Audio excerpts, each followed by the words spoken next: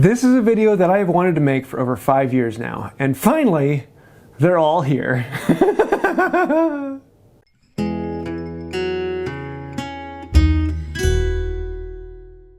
This is a video I've been wanting to make for years, to have the whole set from 1 with all of the halves and quarters all the way up to the 8.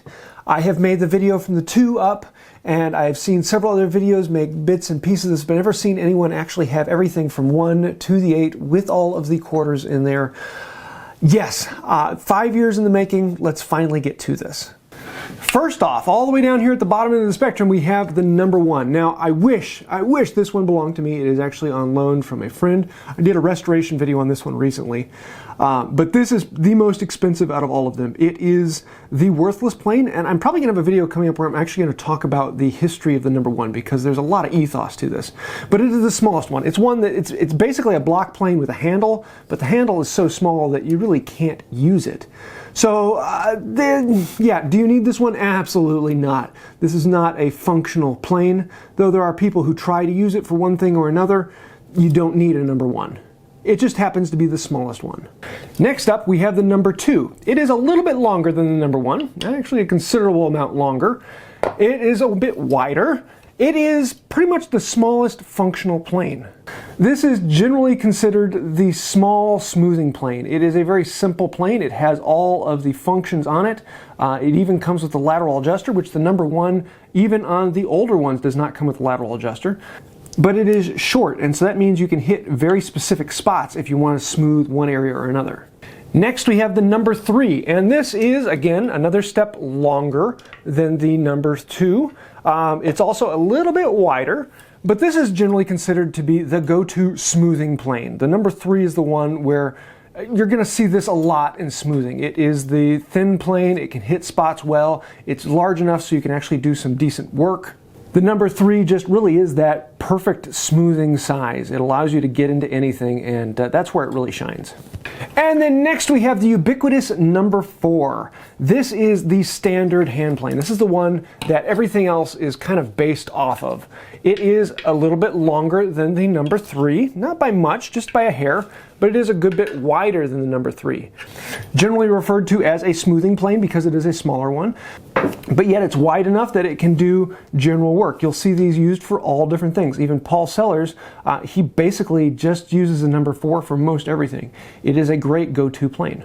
At this point, I'm actually going to skip these 2. We're going to come back to them, and we're going to jump up to the 5 because we're going to count in order. So the 5 is a lot longer than the number 4. You'll notice as the numbers get bigger, they generally get longer.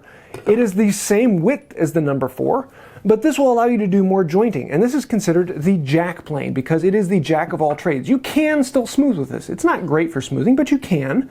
It can joint. It's not great for jointing, but it can do that. It is the in-between plane, and as you see, it's in the middle of the whole stack. This is the plane that can do the big end jointing, and it can do the small end planing. It's not great at either, but it can do them. If you only need one plane and you're doing bigger stock, the 5 is the one you want. This is probably the most common plane you'll ever come across. These are the ones that are in every sale, and they're all over the place. The number 4 is very common, but the number 5 is generally more common. Then we're going to skip the next one and go up to the next number. This is a 6. Again, it is longer. Also, the 6 is wider. This allows you to do bigger boards, or in this case, you can do more jointing. A wider plane will allow you to do 2 boards side by side, and you can get them completely. The 6 starts to get heavy, and it's a decent jointer, though it's not quite as long as some of the big jointers. It is a good all-around plane, though it's probably one of the least used in my shop because it's that in-between. If I want a jointer and I've got a bigger one, I'm going to use that. Next we move up to the mighty 7. The 7 is again longer. It's also the same width as the 6th. However, this is generally what most people consider to be the jointing plane. This plane will treat you really, really well. It will do almost all of your jointing. It's wide enough to do 2 3/4 inch boards. It's wide enough to do 2 1-inch boards if you're careful. This will treat you really well and be a fantastic jointer. It's just long enough to do everything you need. It's often surprising that that extra 4 inches from the 6 to the 7 actually does make a decent amount of difference when you're trying to do some jointing work. So a 7 is a fantastic jointer. But we can't stop there. We got to go up to the massive, heavy number 8. This is the beast. This one is incredibly heavy. It is, again, wider. This is the widest of the planes. It is 2 inches longer than the 7. And if you're doing thick stock, 1 inch plus, this will be the jointer you want. However, it's the most expensive of the jointers, and it is incredibly heavy and cumbersome. Not everyone likes to use this because it takes a lot of force. The nice thing is it's heavy enough once you get it going, it keeps on going. But this will do all the jointing work. Now let's go back and hit the ones that I skipped, because originally when Stanley came out, they had the 1 through the 8. But then they realized there were some gaps in between. They wanted to add some other things. Let's start with the 4.5. The 4.5 is just a little longer than the 4, not by much, but it is a good bit wider than the 4. It's actually the same width as the 5 and 6. This will take off a lot of material rather quickly. A lot of people really like this for smoothing because it does wide areas. If you're trying to even out an entire board, the number 4.5 really is the go-to plane. It's a good bit heavier. I find myself not using it as much. But there are a lot of people out there who absolutely love the 4.5, and it's rather expensive because there are a lot of people who want this. The most common plane ever sold was the number 5, and so there are planes that kind of riff off of that. Number 1, we have the 5.5. Again, like the 4.5, it's a little bit longer, not by much, just an inch or so, and it's a little bit wider. You can see the width on there. This is kind of like a 6, it's just like a short 6. And this is one that has kind of gotten a cult following. I almost never use my 5.5. I just don't like it in its standard feel and function. But there are people out there who absolutely love this, and so it's a personal opinion on that. So then we can go down a size below the 5 to the 5.25. And this is where Stanley really messed up and should have made this a 4 3/4. But instead they decided to make it a 5.25, which should come in between these, but size-wise it actually comes before it, and it really starts to get confusing. The 5.25 is shorter than the 5, as well as it is thinner than the 5. It is a lot better as a smoothing plane than the 5, but it's nowhere near as good of a jointing plane. Again, I almost never use this one. It's just that in-between size that if I really want something narrower, I'm going to grab my 4. Or if I want something longer, I'm going to get, a jointing plane. This just isn't that functional to me. But again, there's a lot of cult following on these, and some people absolutely love the 5.25. And that is a very slippery slope because people buy tools to use them. And then they start to buy other tools to use them. And then they start to buy other tools to use them. And they start to buy other tools to use them, but they never actually use them. And then they get more tools that they're pretty sure they're never going to use. And at that point, you start to become a collector. And then you start to get old to the point where you can't use them anymore, but you still keep buying them because now you're a collector. And this is the genius of the Stanley numbering system. Yes, originally they had the 1 through the 8, and they made them all size-wise because they numbered them all 1 through 8. But then they decided they wanted to make another plane, so they made it the 9. Even though it was smaller than the 8, they made it the 9, and then they made the 10, and they made the 11, and the 12, and the 14th, and the 600th, and the 500th, and they kept on going. So after the 8, the numbers have nothing to do with the size or the shape, it's just the next plane that Stanley made. And they kept adding on as they got more planes, and so the numbering kept going on, and because there's a numbering system, collectors want to collect them all because they have the numbers to go by. Also, through the years, Stanley changed things. They improved them. They made them better. Originally, the planes were made without lateral adjusters.